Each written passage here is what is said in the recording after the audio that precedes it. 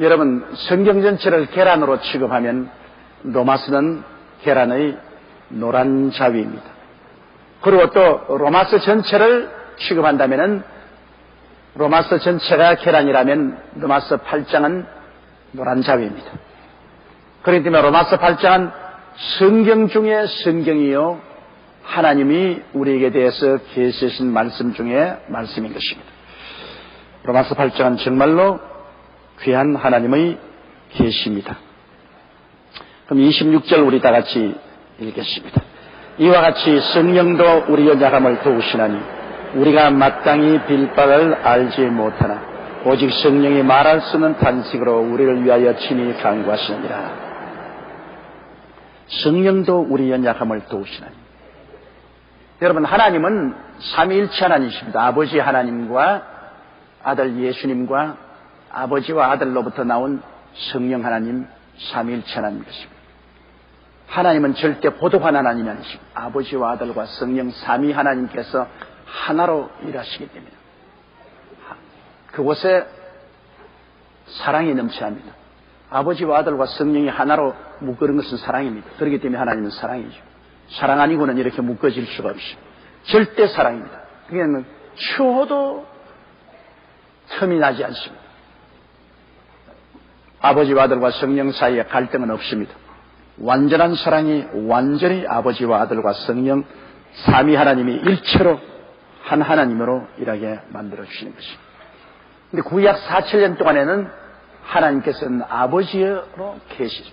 아버지가 정면에 나와서 일하시고 예수님이 나타났을 때는 야훼의 사자로 나타나시죠. 호렙의 가시는 굴에서 야훼의 사자가 나타나서 모세를 만났다고 말할 때 그곳에 야훼의 사자는 바로 구약시대 예수님이십니다. 일반 천사는 그냥 천사라고 합니다. 그러나 하나님의 아들 예수님이 나타날 때는 야훼의 사자로 나타나십니다. 그리고 구약시대는 하나님의 성령은 하나님의 영으로 나타나셨습니다. 아버지가 정면에 서서 일하시고 야훼의 사자로서 아들 예수님은 아버지 배후에서 성령은 그 배후에서 역사해서 야훼 하나님이 정면에서 일하셨습니다. 야훼 하나님께서 여러 부분과 여러 모양으로 제사장, 왕, 선지자를 통해서 우리에게 말씀하셨습니다.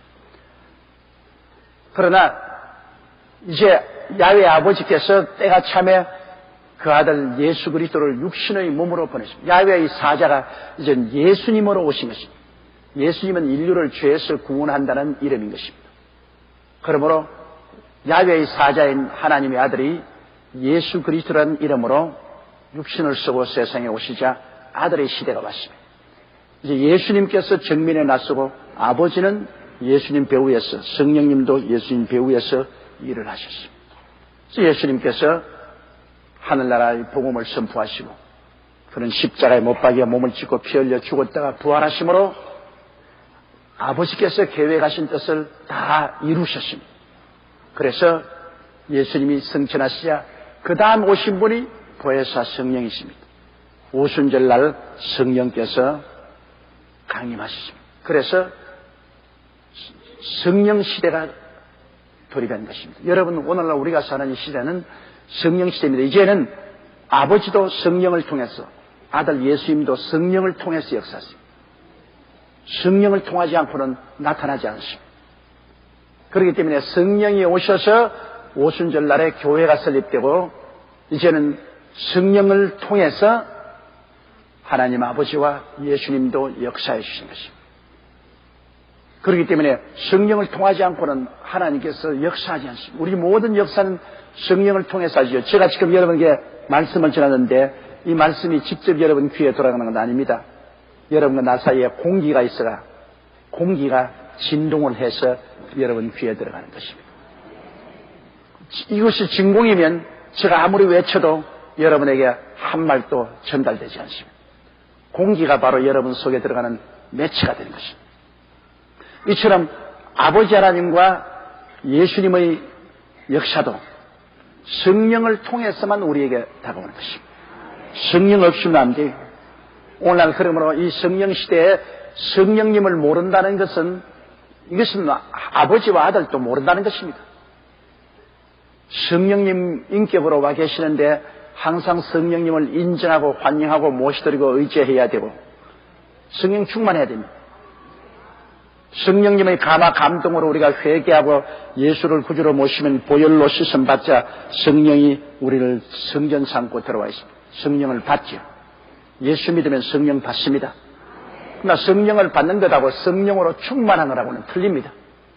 성령을 받고 난 다음에 그 다음에는 우리가 또 간절히 구하면 우리가 성령께 우리의 자신을 더욱 항복하고 깨어주고 내놓으면 성령이 우리를 점령합니다. 여러분, 이 세상에도 월세집으로 들어가는 것하고 월세방으로 들어가는 것하고 집 주인하고는 틀리지 않습니까? 그렇죠? 그 집에 살기는 살아도 월세나 전세로 들어가는 것하고 집 주인하고는 틀린단 말입니다.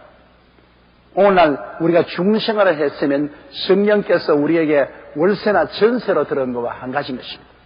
아직도 우리가 주장을 해요. 그러나 성령 충만한다는 것은 뭐냐? 성령이 주인이 되는 것입니다. 우리에게 새 집으로 들어온 것이 아니라 성령께서 완전히 주인이 되는 것입니다. 성령 충만. 그래서 오늘날은 성령의 시대로서 성령이 우리 속에 와서 거하시고 그 다음에는 성령으로 우리가 충만해서 하나님의 은사로 천국을 전파해야 되는 것입니다. 그런데 성령은 아버지의 영이라고도 하고 아버지의 뜻을 나타내니까 예수의 영이라고도 합니다. 그리스도를 전하는 영이십니다. 그리고 또 성령이라는 것은 이 영은 우리를 거룩히 합니다. 모든 더러운 영을 다 내어 쫓아내고 우리들을 거룩히 하는 영이십니다. 그리고 이 성령은 또한 성경에는 보혜사라고 합니다. 파라클레토스.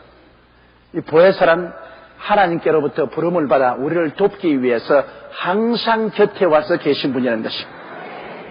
그럼 성령이 여러분 항상 우리 교와 같이 계십니다.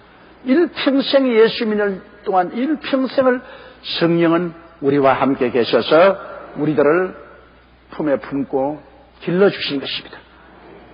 아버지 하나님의 사랑과 예수 그리스도의 은혜 가운데서 우리가 자라도록 성령께서 여러 부분과 여러 모양으로 우리에게 역사지요.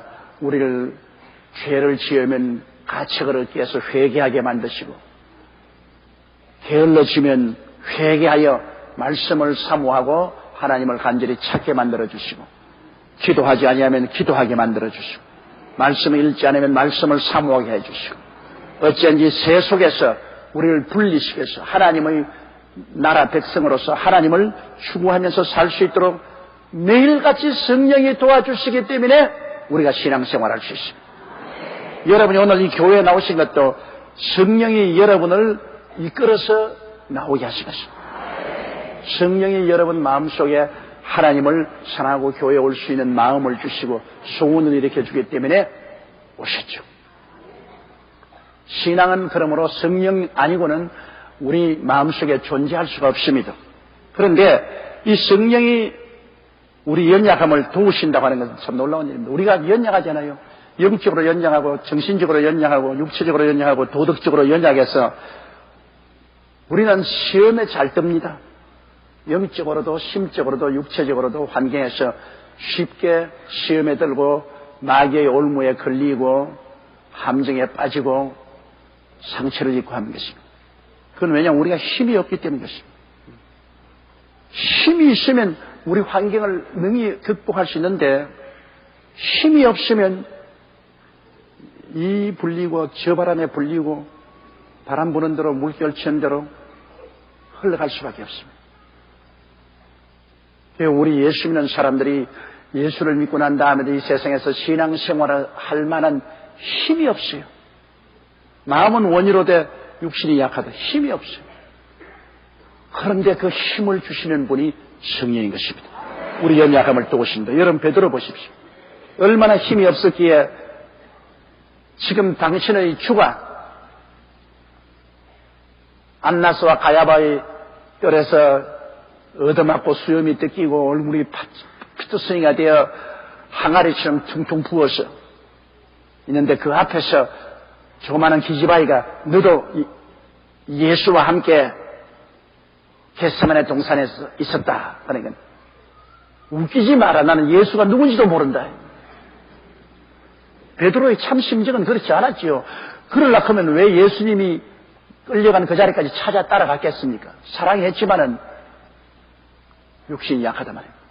두 번째 또 그러니까 그가 부인하고 세 번째 또 그러니까 저주하고 맹세하여 가로되. 야, 무섭습니다. 예수님을 저주했다고요. 그리고 맹세하여 가로되 나는 저를 전혀 알지 못하노라. 얼굴이 퉁퉁 부어서 눈도 코도 분별할 수 없을 만큼 얻어맞아 비쳐서 있는 예수님이 돌아봤습니다. 그때 닭이 세 번째 울었어요. 그 베드로의 심정이 어떻겠습니까? 베드로가 그 길로 밖에 나가서 통곡을 하고 울었더니 통곡을 하고 자기를 죽이고 싶을 만큼 미웠을 것입니다. 마음은 안 그런데 결국에는 위기를 당하니까 그거를 극복할 수 있는 힘이 없어. 제가 큰 소리 할 때는 나는 주와 함께 감옥에도 가고 죽는데도 함께 가겠나이다. 큰 소리 했죠. 예수님이 겟세마네 동산에 잡히니까 베드로를 위해서 제 아들 다 달아나 버리고 말았어요. 그들이 달아나기는 했지만은 그 마음의 고통은 말로 다 할 수 없어. 왜? 그 어려움을 극복할 수 있는 힘이 없었습니다.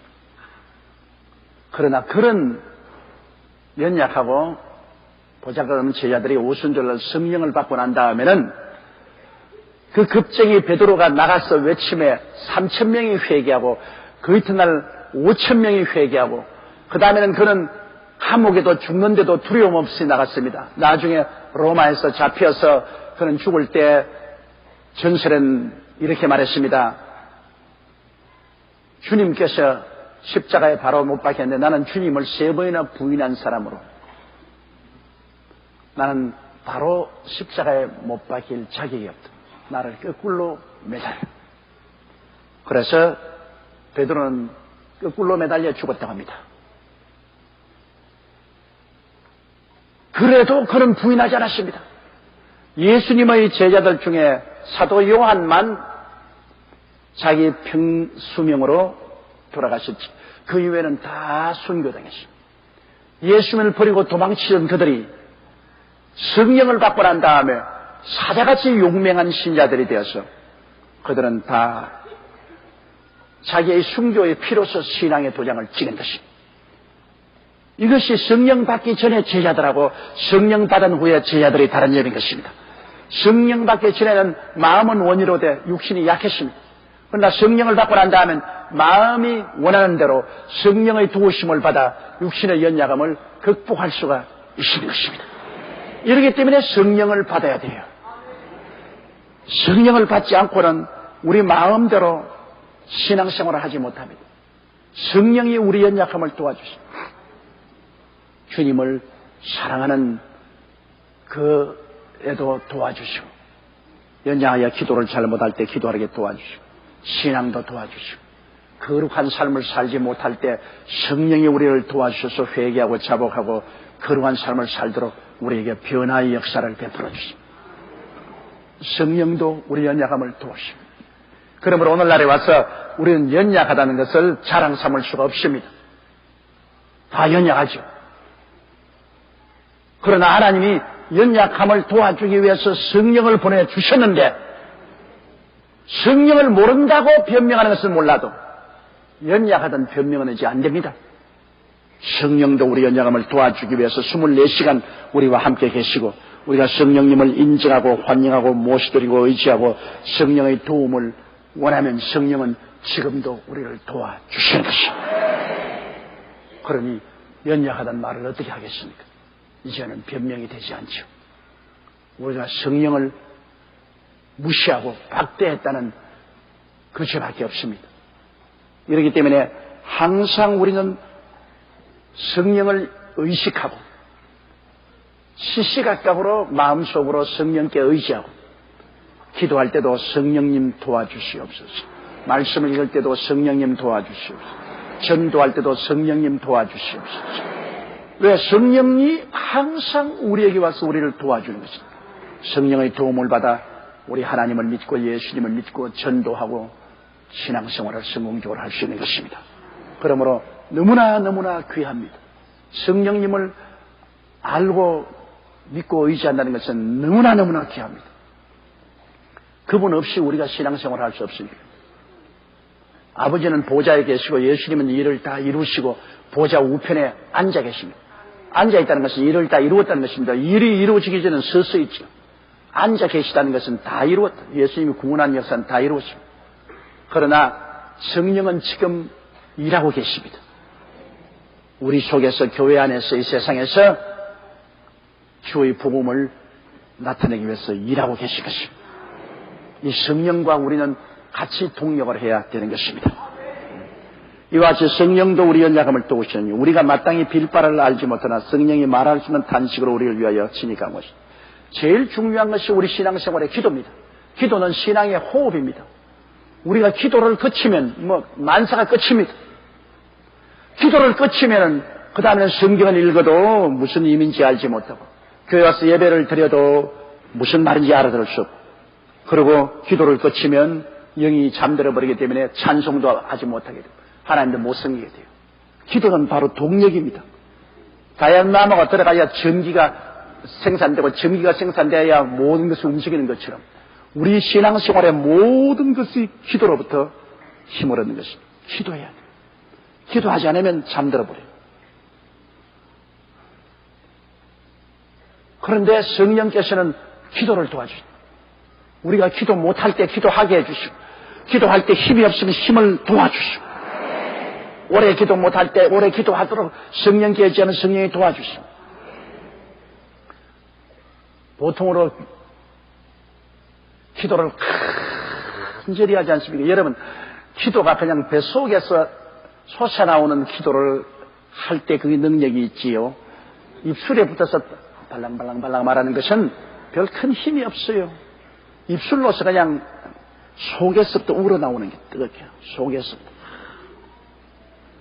이 간절한 기도는 성령이 속에서 역사해야만 되는 것입니다. 그냥 기도는 하늘 보좌를 움직이지 못하지만은 간절한 기도. 한나의 기도 보십시오. 한나가 엘리 제사장에 있는 그 성전에서 기도할 때 아들 달라고 기도할 때 얼마나 간절했던지 목소리도 안 나왔습니다. 입만 들썩. 너무너무 간절하니까 그냥 목소리도 안 나왔어요. 엘리가 언제까지 술을 먹고서 여자가 성전에 와서 입술로 이라고 하냐.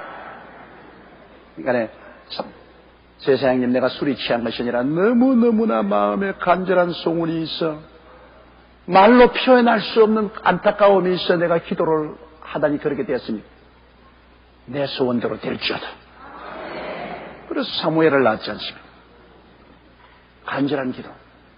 엘리야가 갈멜산에서 기도할 때 얼마나 부러졌던지 배가 우울해져서 머리 사이로 들어가 버리고 말았어. 간절히 기도하면 배 가죽이 땡겨가지고서 그냥 새우같이 굽어집니다. 제가 성령을 달라고 1년 동안 부르짖어 기도해서 성령을 못 받았어요. 교회 가서 기도해도 성령 못 받고 집에서 엎드려서 기도해도 성령 못 받고 거의 성령 달라고 기도하다가 그냥 고발해서 잠이 들어가 끼고 나면 온몸에 쥐가 나 있거든요.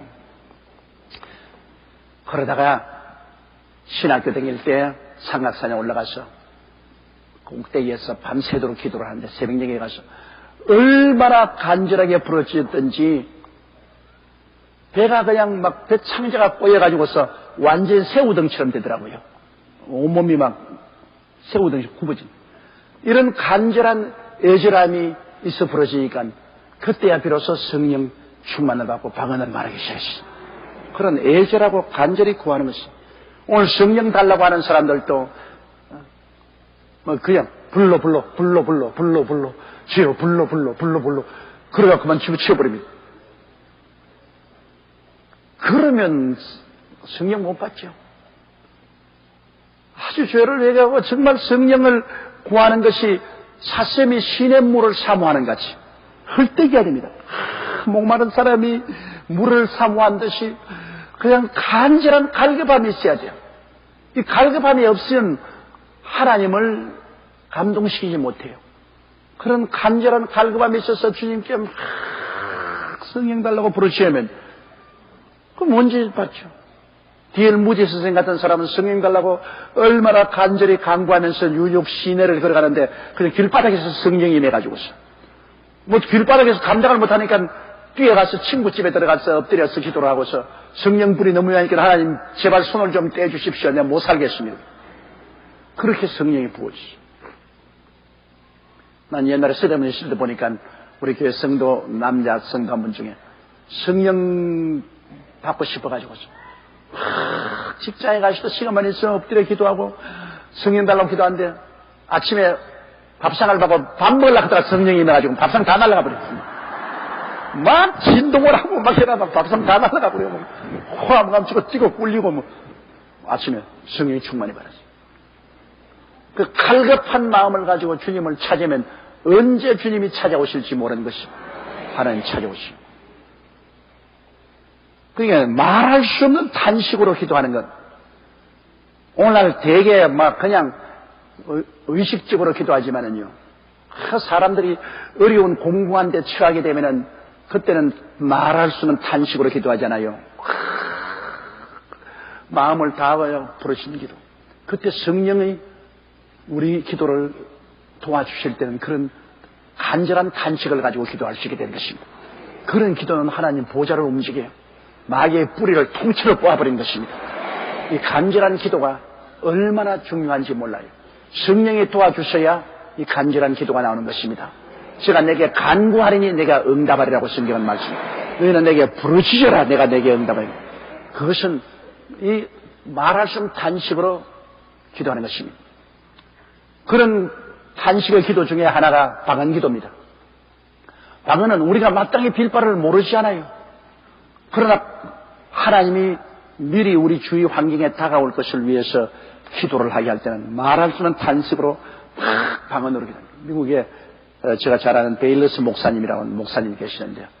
그 목사님이 가족들하고 저녁 식사를 하는데 밥 먹는데 막 말할 수 없는 탄식이 속에서 끓어오르면서 기도해라. 그래 밥 먹다 말고 그냥 꿇어 앉아가지고서 뭘 위해서 기도할지 모르겠습니다. 방언으로 한 30분 동안 부르짖어서 방언으로 막 기도를 했습니다. 한 30분 하고 나니까 속이 편안해지고 막 기쁨이 넘쳐흐르거든. 그래 식사 잘하고 난 다음 저녁 먹고 산책을 나가서 의뢰의 찻집에 들어가서 차 한잔 마시고 집에 돌아오는데 찻집에 들어가니까 찻집 주인이 아이 목사님 몰라요?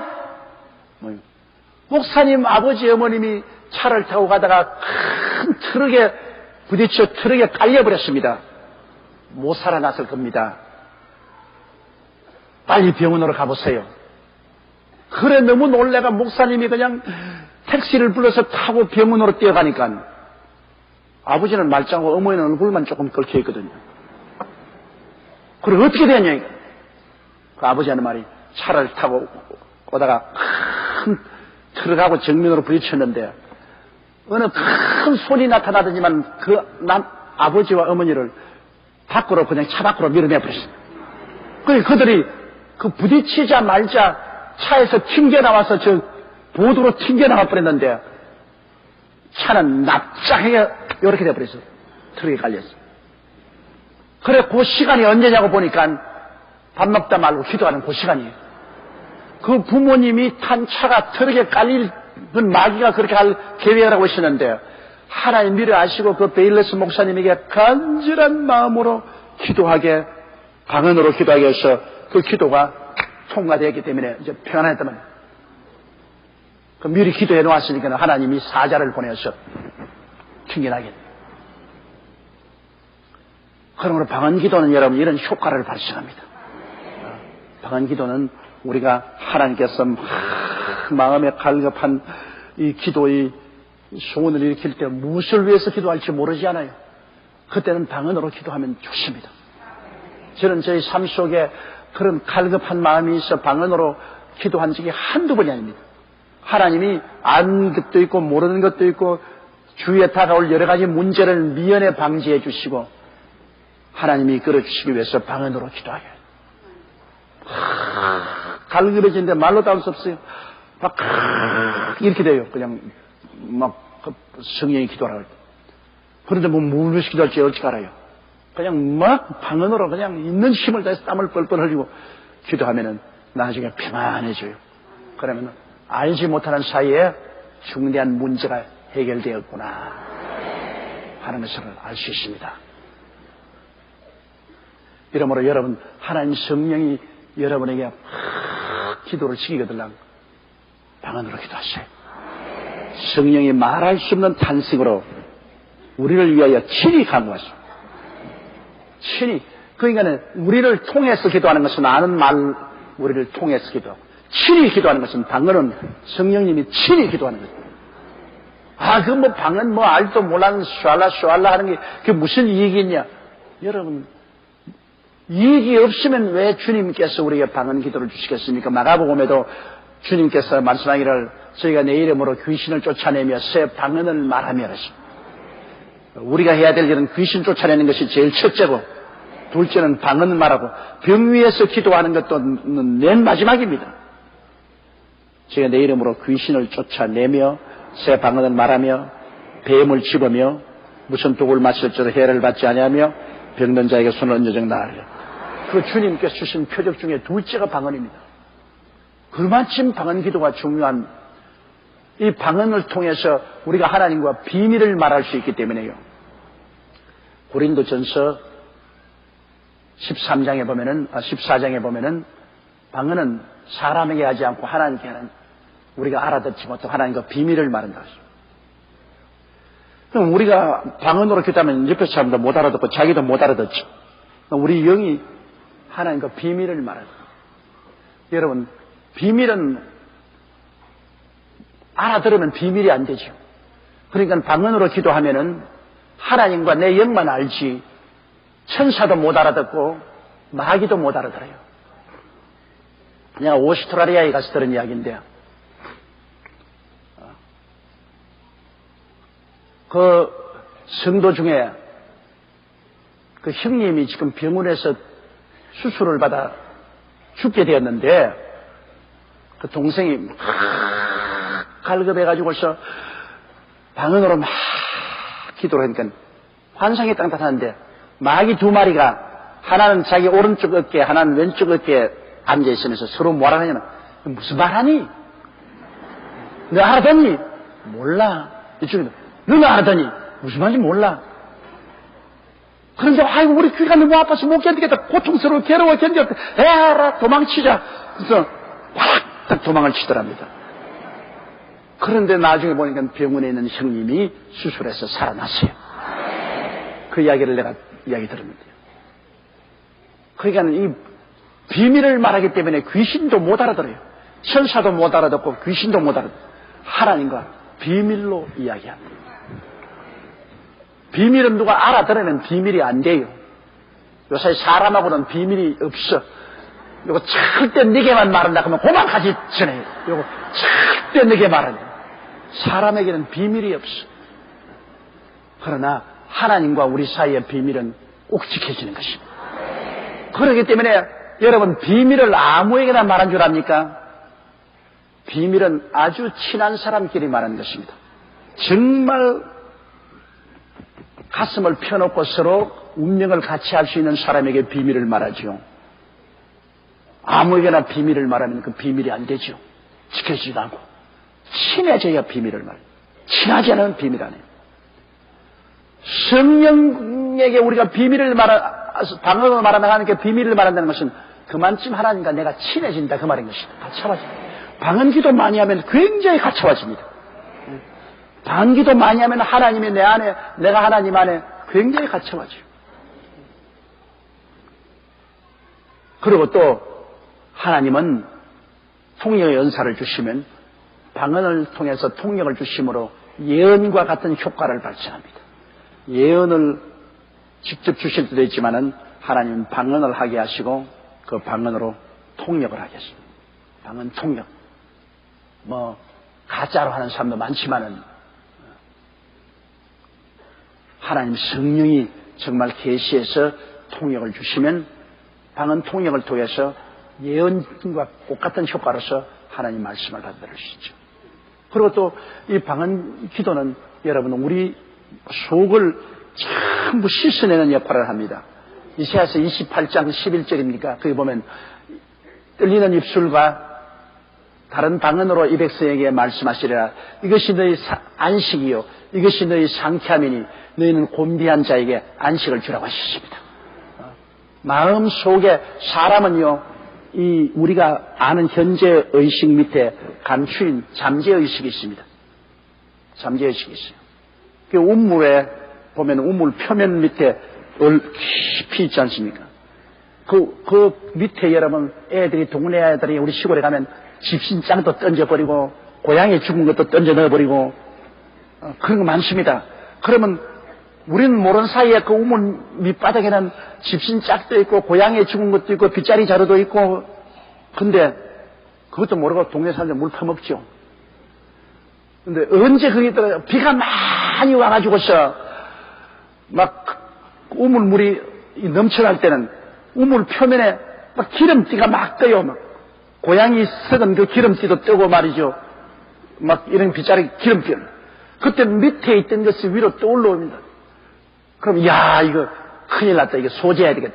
그래서 그 동네 사람들이 모여가지고서 우물 소재를 하지요. 나도 옛날에 우물 소재하는 걸 많이 봤는데 줄을 타고 내려가서 밑에서 우물을 퍼내고 보면 막 그게 고무신짝도 올라오고 빗자리도 올라오고 그냥 고양이 죽은 시체도 올라오고 밑에 있는 것은 안 보여요.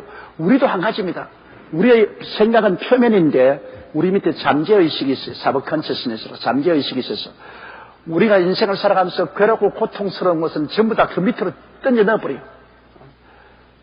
어릴 때 박대당했던 것, 굉장히 미워했던 것, 마음에 고통스러운 것, 생각하기도 싫은 것, 이런 것은 잊어버려야지. 그래서 전부 밑으로 던져 넣어버려요. 사라지는 것이 아닙니다. 밑에 지금 깔아앉아 있어요. 깔아앉아 있다가 이게 이제 기름띠가 되는 것입니다. 우리가 살아가다가 마음에 이유 없이 불안하고 고통스럽고 신경질이 나고 소화가 안 되고 병도 들고 병원에 가면 이유가 없다 그럽니다. 병원에 가서 말하면 무슨 아무 이유가 없다. 그러나 자기는 괴롭다. 자기는 잠도 안 오고 소화도 안 되고 그냥 얼굴이 상기가 되고 가슴이 벌렁벌렁 뛰고 갑상선이 일어나고 자기는 괴로운데 병원에는 이유가 없다고 합니다. 신경성이라고 합니다. 그건 왜냐? 잠재의식 속에 크게 병들었습니다. 여러 상처 입은 것들을 지금 밑으로 다 밀어넣었어요.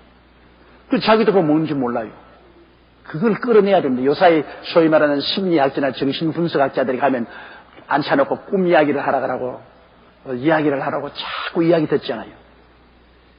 옛날에 6.25 사변 때 우리 어머님 아버님께서 건물 장사를 했는데 내가 있는 방에 다락문이 있어. 다락문을 열면은 그 위에 층층대로 올라가면 지붕 밑에 큰 스페이스가 있어. 그게 뭐 명태, 멸치, 미역 온갖 것 다 거기 쌓아놨어. 그러니까 다락문을 탁 달아버리면 벽같이 돼가지고 몰라요. 그 나는 늘 그 집에 살았기 때문에 아무 냄새가 나는데 한 번은 내가 친구들을 우리 집에 데려오니까 딱 들어오면 와 고리타분한 냄새야. 이거 뭐야? 그런데 다락문을 딱 달아보니까 벽같이 되어 있으므로 뭔지 모르지만은 그 방 안에는 아무것도 없는데 나는 그 냄새에 전혀 모르겠는데 그 친구들은 와서 멸치 냄새 그리고 오징어 냄새 명태 냄새 막 합쳐지니까 고리타분한 이게 뭐야? 이 방에 뭐가 있어?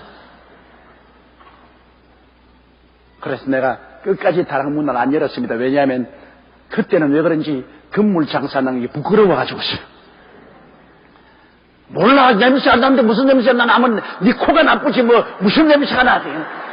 야 이 자식 이거 완전히 냄새 투성인데 이게 뭔지도 모르고 산다. 다락이 있었거든. 여러분 마음에도 다락이 다 있어요. 다락이 있어가지고서 다락에는 뭐 넣습니까? 입지 나하기는 싫고 남주기는 아까운 그런 옷까지도 갖다 넣어놓고 신발까지도 넣어놓고 집안에 가재되고도 다리 부러진 걸상도 갖다 놓고 뭐 온갖 것 다 하든 다락에 온갖 것 다 하면서 그거 확 치워버리면 좋은데 내 하기는 싫고 남 주기는 아깝고 다락에나 갖다 놓자. 그래서 다락이 여러분 속에 다락이 있어요. 이게 잠재의식입니다. 참 싫은 건 다 그저 다 집어넣어. 그래 그게 나중에 냄새를 풍겨. 아이고 고리타분한 냄새야. 이게 무슨 냄새야. 병원에 갔어야도 당신 아무것도 없어요. 건강해요. 괜찮아요. 말하는데 왜 그래요? 너 다락문을 열어봐야 알지. 근데 다락문 열기가 얼마나 힘듭니까? 요사이 뭐 정신분석학자나 심리학자들이 그거 자꾸 묻고 다락문 열어가 소지하려고 애를 쓰는데 잘한대요. 근데 다락에 들어가서 소지하는 것이 누구냐? 우리 다락은 우리 영인데요. 우리 마음속에 있는 잠재의식이라는 것은 우리 영을 말합니다. 우리 영에 들어가는 것은 성령밖에 들어갈 수 없습니다. 성령이 방언이라는 빗자루를 가지고 막 쓸어버려 그냥 빗자루 가지고. 그 미국의 정신병학자들의 통계를 보니까 오순절 교인들 중에 방언을 말하는 사람들이 거의 정신병자가 없다고 합니다. 왜? 방언으로 기도하니까 성령이 방언이라는 빗자루를 가지고서 속을 그냥 다락을 다 청산을 해줘. 이러므로 이사야서 28장 11절에 있는 말씀대로 곤비한 자에게 안식을 주라. 마음이 곤비하고 괴로운 사람에게 안식을 주라. 그것은 어떻게? 떨리는 입술과 다른 방언으로 이 백성에게 말해요. 여러분 성령 받을 때 완전히 방언 못한 사람 뭐 어린애가 뭐 하고 입술을 가리기. 그러나 떨리는 입술 떨리는 입술을 한 사람도 있어요. 그러나 그건 좀 더 입술을 떨고 나면 그 다음 방언이 나와요. 떨리는 입술과 다른 방언으로 이 백성에게 말씀하시라. 이는 너희 안식이요. 이것이 너희 상쾌함이다. 이렇게 방언으로 기도하면 속이 다 소재가 돼 나오니까 마음이 편안해지고 상쾌해지고 마음이 기뻐지는 것입니다. 방언 기도가 이유가 있어요. 방언 기도는 치료의 기도인 것입니다. 하나님 말할 수 있는 탄식으로 우리를 위해서 기도함으로 우리 속을 치료해 주어가지고서 미움도 사라지고 원한도 사라지고 염려, 근심, 불안, 초조, 절망도 사라지고 마음의 과거의 고통스러운 기억들도 다 소재해내고 그래서 속이 치료함 받고 깨끗함을 받는데 얼마나 좋아요. 그렇기 때문에 방언 기도해야 돼요, 여러분. 우리 하나님이 우리에게 승리를 주시기 위해서 주시는데 우리가 말할 수 있는 탄식으로 아는 말로 기도도 할 뿐 아니라 방언으로 성령이 직접 기도하게 하면은 우리의 자신을 치료하는 기도를 하게 되는 것입니다. 우리 속이 정리, 정돈되고 치료함을 받을 수 있으니 이 얼마나 좋습니까? 그리고 이 방언 기도를 하면 자신에게 굉장히 덕이 되어요. 성경은 말하기를 방언을 하는 자는 자기의 덕을 세우고 예언하는 자는 교회의 덕을 세운다. 덕이란 말이 무슨 말입니까? 호이코 도메오라고 헬라어인 말하십니다. 호이코스란 말은 집이란 말이고 데모란 말은 이렇게 치어 올라간단 말입니다. 방언을 하는 자는 자기 신앙의 집을 치어 올라가고 예언하는 자는 교회의 신앙의 집을 치어 올라간다. 그러니 내 신앙이 점점 강해진다. 방언을 말하는 자는 자기 신앙의 덕을 세우고 예언을 해서 사람들이 알아듣게 하는 듣는 사람마다 신앙의 덕이 올라간다. 그러니까 방언하는 것은 자기 개인적으로 얼마나 유익된지 몰라요. 개인적으로 방언을 많이 기도할수록 신앙이 높아지죠. 그렇기 때문에 바울 선생이 뭐라고 하십니까? 내가 너희 모든 사람보다 방언 많이 말함을 하나님께 감사하노라. 그 말은 고린도 교인들이 합쳐서 하는 모든 방언보다 바울 선생은 더 많이 방언으로 말한다는 것입니다. 그 방언 기도 효과가 얼마나 좋습니까? 그러나 이 방언은 남이 알아듣지 못하기 때문에 남이 듣는 데서 하지 말라는 것입니다. 나와 하나님 사이에 하는 것이기 때문에 통력이 없을 때는 남에게 말하면 무슨 말인지 못 알아듣고 시끄럽기만 하기 때문에 사람들이 비난을 합니다. 예언은 알아들으니까 사람들이 고개를 끄덕거리고 듣고 회개도 하고 헌신도 하지만 방언은 못 알아듣는데요. 사람이 비난하잖아요. 그러니까 방언은 자기가 기도하는 언어입니다. 자기가 우리 통성기도 할 때 하고 그리고 혼자 기도할 때 하지. 사람들 아닌 데서 방언으로 기도하면 못 알아듣기 때문에 사람들이 시험이 들죠. 제가 이 강단에 서서 알아듣는 말로 여러분에게 말씀을 전해야지 내가 서서 여러분과 방언으로 막 기도하면 우리 목사 미쳤구나. 지금 아무도 못 알아듣는데 자기 혼자 뭘 저렇게 슈알라 하고 있냐? 그러지 할 겁니까? 나는 방언 잘했죠. 하나님께 감사도 하고 잘했지만 교인들은 하도 못 알아들으니까 덕이 되지 않잖아요. 그러므로 하나님의 은사는 모두 다 덕을 세우기 위해서 하는 것이기 때문에 방언을 하는 사람은 통성기도할 때 혼자서 하나님과 기도할 때 하세요. 그리고 많이 하세요. 저는 방언 기도 많이 합니다. 저는 아는 말로 기도하고 방언으로 기도합니다. 아는 말로 기도하고 방언으로 기도하고 방언으로 기도하고 아는 말로 기도하고 그 방언 기도를 많이 함으로 내 영혼이 개발됩니다. 내 영혼이 덕이 쌓아서 개발되어야 성도들에게 또 맛있는 꼴을 먹일 수가 있잖아요. 방언 무엇 때문에 하느냐? 그거 모르는 사람이 그런 말 하는 것입니다. 방언이 얼마나 귀한지 모르는 사람이에요. 그리고 방언은 표적이 돼요. 여러분, 내가 방언으로 기도하면 마음속에 요사이도 나는 그런 참 신기한 생각이 생겨요. 야, 이거 어떻게 내 입에서 이런 말이 나오노? 이건 내가 지어서 하는 말도 아니고 내가 생각해서 하는 말도 아니고 그냥 내 영이 하나님 성령을 통해서 직접 말하니까 내 속에 내 영이 있구나. 내 마음은 모르는데 내 영이 직접 이야기하니까 내 영이 있구나. 야, 성령이 정말 살아계시구나. 그래서 내 영을 통해서 이렇게 말을 하고 계시는구나. 내 신앙의 표적이 돼요. 그냥 믿는 것도 좋지만은 방언으로 하면은 할 때마다 내가 신앙의 표적이 나와요. 내 영이 있고 내 영을 통해서 성령이 말씀하시니 성령이 함께 계시고 속에 있다더니 진짜구나. 내 속에 있어서 성령이 나를 통하여 말씀하시는구나. 이러한 확증을 얻게 되니까 우리가 신앙에 큰 도움이 되는 것입니다. 이처럼 성령도 우리 연약함을 도우시나니 우리가 마땅히 빌 바를 알지 못하고 마땅히 빌어야 큰 문제가 생겨서 마땅히 기도를 해야 되겠는데 마땅히 빌 것을 우리가 모른다고 코앞에도 일어날 걸 모르고 있는데 성령은 다 알고 계시니까 우리를 위하여 말할 수 없는 탄식으로 기도를 해 주시는 것입니다. 이 성령님의 도우심이 얼마나 감사합니다. 그러므로 아는 말로 기도하고 성령으로 기도하는 여러분 되시기를 주의 이름으로 축원합니다.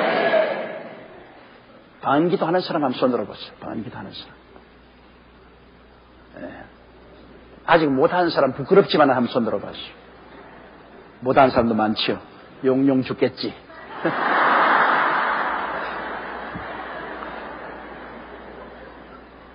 간절히 기도해서 성령 받았어요. 방언 달라고 기도하지 마세요. 성령 달라고 충만 달라고 기도하시고 성령이 충만하면 방언이 나오게 되는 것입니다.